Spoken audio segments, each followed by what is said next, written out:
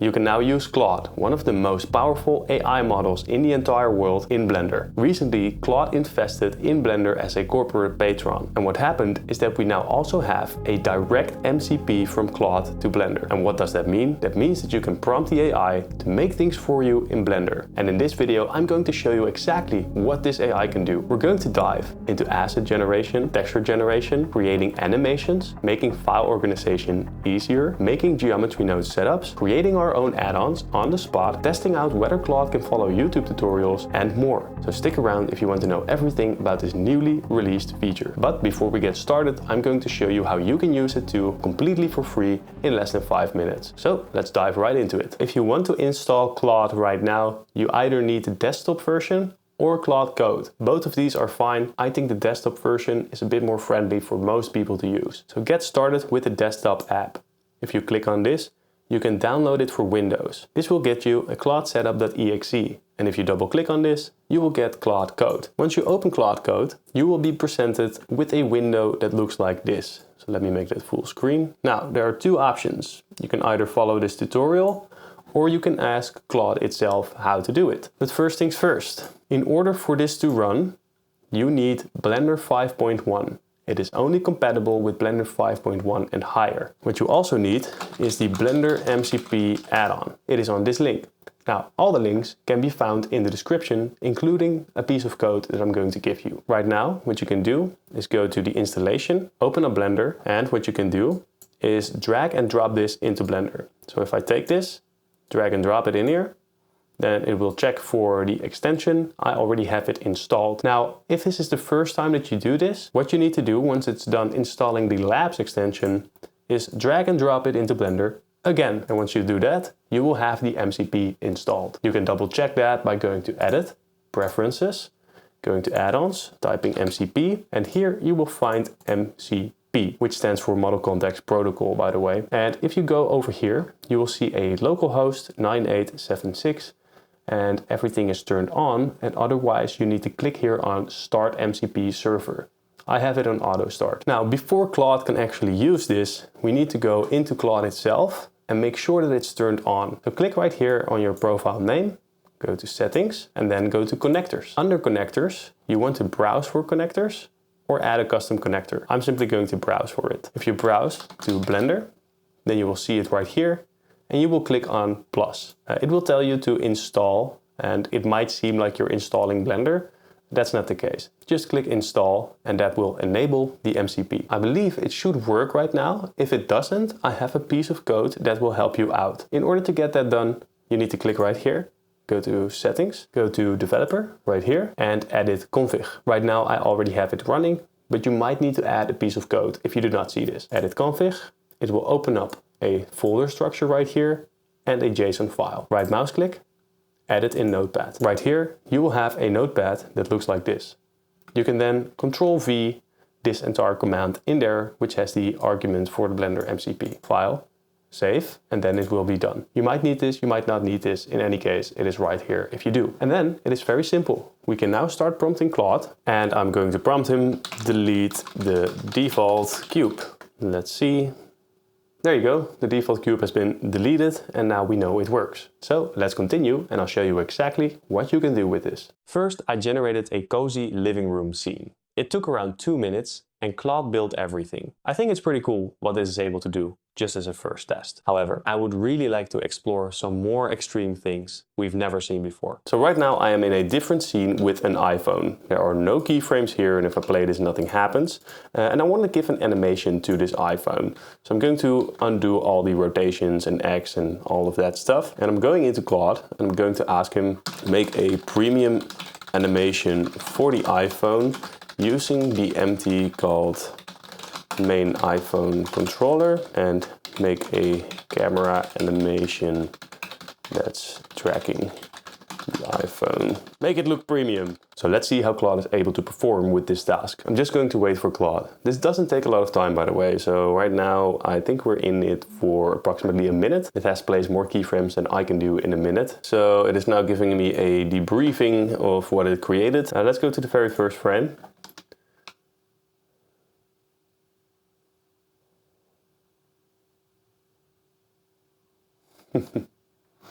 Alright, so it's not the most beautiful animation, right? But I can definitely see, like, until over here is kind of alright. There you go. And then from here it starts to get a bit wacky, doing these flips like this. But you can definitely see that it is starting to animate and it's starting to work. So that's quite interesting. Maybe right here we can also have a look at what it does with the camera. It is indeed changing the focal range a little bit. If I look over here, you can see keyframes on the focal length and on the f-stop. If you want to know how to create this iPhone or get it for free, the link's in the description. I think it did a pretty good job animating this. Of course, it's not completely finished, and I also didn't specify things in the prompt. I can also be a bit more specific with my prompt, like do a 360-degree rotation, use the Bezier curve, and make sure that it is fast in the beginning, slow in the middle, fast in the end. So you can also be way more specific with these prompts. Now the next thing I'll show is very powerful. It is actually integrating Python scripts in Blender, and these can be very useful in specific projects, and I'm going to show you exactly what I mean. So recently I created this Rolex animation. It has a photo scan, it has an entire Rolex with all of these internal parts like so, and all of these parts obviously have a subdivision modifier on it. This makes the viewport very slow. You will see that as soon as I start to play this, we get a 7 FPS in this viewport. Now these consist of a lot of parts, and it would be quite annoying to go into the outliner or select all of these like so, for example. Make sure not to select some other stuff such as the empty, and then go in there and do the modifier changing so that we can actually get some smooth playback. Now what I want to do is go into Claude, and I can ask it to either turn everything off for me, turn all the modifiers off in the viewport, so that I'll have smoother playback, or I can ask it to make an add-on for me that does this forever and ever. So I'm going to do the second option, create a quick add-on for me with a single button that turns off all the modifiers in the viewport so I can have smoother playback. Don't turn it off in the render. Alright, so I'm just going to prompt it for this. Now it's going to do some Python magic, and this is all for free, by the way. Of course, you're going to hit your limits rather soon if you start prompting with this some more. Alright, so it has created a button for me now. I'm not entirely sure if I want it to be over here. I think it's messing up the rest of my UI a little bit. I would rather have it be somewhere over here, right? So with the modifiers on, we can see that this one has a subdivision in the viewport, has a level of 3, and I'm going to click on modifiers off. And there you go, it has turned invisible for the viewport. Now let's see what it did for our playback speed, 24 FPS. So this is a life hack, guys. If you have those problems with 7 FPS in your viewport when trying to do your animations, that can be very frustrating. However, I just vibe coded a very simple button, and now I have perfect playback on my computer with 24 FPS for this animation. And now I can actually see what it looks like. So that's another very cool use case that you can use Claude for directly in Blender. Now I'm going to show you something else that I think is pretty insane. So I got Darth Vader right here. It is a Lego version, but I want to add some more photorealism to this model. And I'm just simply going to ask Claude and see if it's able to detect this and add some photorealistic scratches. So let's prompt Claude in order to do that for us. I'm going to try and make sense of the scene. I didn't name anything once again. It's also going to take screenshots of the window so it can use some sort of clip vision in order to see what is going on. It has a clear picture. I can see the Lego Darth Vader with his chest texture, lightsaber, white Lego bricks. So it's even seeing the chest texture, right? Okay, so it's finished, and I do indeed see some changes here. So let's click on that. We see a more pronounced bump. There's some more dense and maybe some scratch type things there. I'm not entirely sure. Shader editor. Let's see. It did indeed add this entire node block, noise textures, bump, and roughness and all of that good stuff. I think it did indeed improve, but I want to see a more extreme example. Alright, so here I have some headphones, and let's ask Claude to change it completely. I've reached 90% of my session limit, so I might just have to upgrade it in a while. But do remember, we created a cozy living room, made a complete iPhone animation with camera and all. We made our own add-on in order to speed up our playback in the viewport, made a completely procedural texturing setup, and now we're going to see what it will do for the last 10%. All right, so now it hit me with the session limits. All right, so I now have the Pro plan right here, and we can continue back to our chat. And if you're like, oh no, I cannot afford Claude Pro, I do not have the money for that, then you might want to check out my course that teaches you how to make money with Blender and AI. After following this course, you will be a multi-skilled creator with video editing skills, Blender skills, and AI skills that you can use in order to make money. There's also a complete dedicated section showing you how to get your first paying customer. It also has a step-by-step case study showing how I closed a client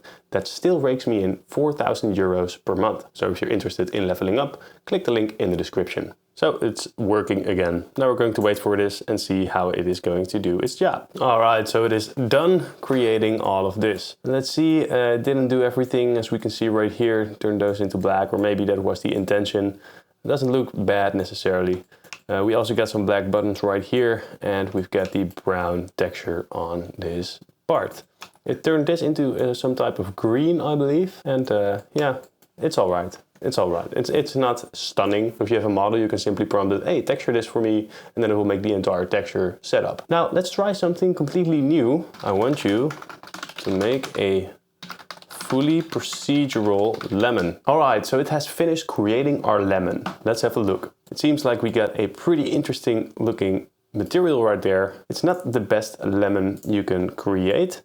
It did create some Fortnite textures, some noise textures. It's not completely what I expected it to be, but it did add in some of those green textures right there. We have these weird little blobs right here. If I go into the texture and see what it did, it's actually just a UV sphere, and it applied all of those textures to it. And you might be wondering, okay, but this is not exactly what I wanted. So I'm going to give you a little hack here that is going to shoot me in the foot, because what I think I can do, and I'm not entirely sure, but I'm going to test it out right now, is I will go to YouTube, and on my account here, I have a strawberry tutorial. Okay, so this is going to show you exactly how to create this beautiful looking strawberry. I'm not entirely sure if it is going to be able to do this, but I'm going to test it right now. So I'm going into Claude. I want you to create a strawberry. Follow this tutorial. So I just pasted my YouTube link in there. I hope it is able to take a transcription out of that. And using that transcription, it's going to try and rebuild that strawberry. So I hope this will work. And that kind of shoots me in the foot because, well, I made the tutorial. Now you're not going to watch the tutorial. You're just going to ask Claude. And that's completely fine. I'm wondering if it's able to do this because I'm not quite happy with the lemon it produced. Now, if this does work, then all of a sudden you have a library full of tutorials, including my tutorials, that you can simply put into Claude and it will recreate it for you. All right, so it has finished creating our strawberry, and let's see what it looks like. It's definitely not perfect, and this is probably due to Claude not having access to all the modeling tools. Like I used proportional editing in the original to adjust the shape of the strawberry. Didn't follow the tutorial exactly, and we also have some unconnected outputs here. So there's a map range that is not connected. I'm not sure why that is, but it did manage to create a strawberry. So this is definitely not perfect yet. We can also see that. So for the lemon and the strawberry, it kind of failed there in my opinion. So it seems for now that following the tutorial is still a better method to create these models. Now I'm going to show you two more things. One of these is going to be organization, and the last one will be geometry nodes. So let's see what it is able to do. So right here I have a helicopter, and I want Claude to create a full organization for this. So as you can see, this doesn't have a name. All of these parts over here also don't have names. They are just planes and stuff like that, which I modeled to make it look like a helicopter. So let's go over to Claude. I have a helicopter in my scene. I want you to organize file names. All right, so that's finished. It also turned on my backup collection, which I have right here. So I'm going to turn those off. We've got the helicopter collection right here. And under helicopter, we have the rotor, body, tail rotor, and landing gear. Quite interesting. So I'm just going to open up the body first. If I select all of these, then indeed we do have everything that belongs to the body, so it seems. So the only problem I found is that with the tail rotor, it only selected these two parts, and it actually added a lot of those to landing gear.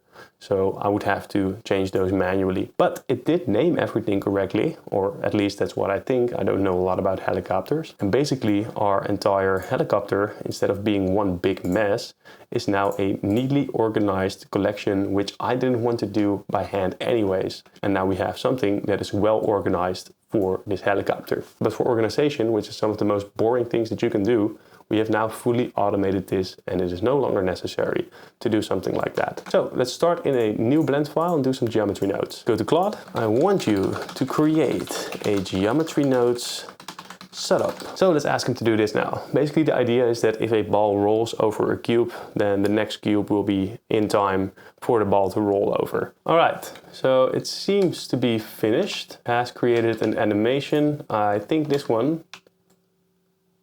Pop, pop. It's almost there. It's almost there. It's not completely there. All right, so we do have a pretty cool, it's kind of tapping it sometimes, and sometimes it's a bit too slow or too late. And let's have a look at this geometry node setup. So it's not actually based on the proximity of the object, it is actually based on math. Pretty interesting. I wonder what would happen if I were to feed it my own setup of a proximity nodes and ask it to improve the animation or improve certain elements about it, or maybe add some elements to it, such as growing curves from the cubes or something. For this video, I simply wanted to test everything in the first shot. Can Claude one-shot it? And I think it failed in a lot of aspects, but it also was very successful in some of them. So I think for texturing, it worked out very well. I think for creating models was a little bit basic. Creating add-ons, very powerful. So we get the modifiers on and off button right here. File organization, super powerful, actually worked great. For following tutorials, it's not entirely there yet. I will try to find a method in order to improve this, and maybe I can take the transcript of the video myself and then paste it into Claude so it knows the exact steps. I'm not entirely sure yet, but I will figure that out. So that's it. We have explored a lot of things that you can do with Claude in Blender. Now I will use this some more and explore different use cases. So if you're interested in seeing that, I will upload another video in about 2 or 3 weeks where I'm going to dive into some more advanced concepts. Click on subscribe so you don't miss it. And if you want to become an undeniable force in the 3D space, then I highly recommend watching this video next.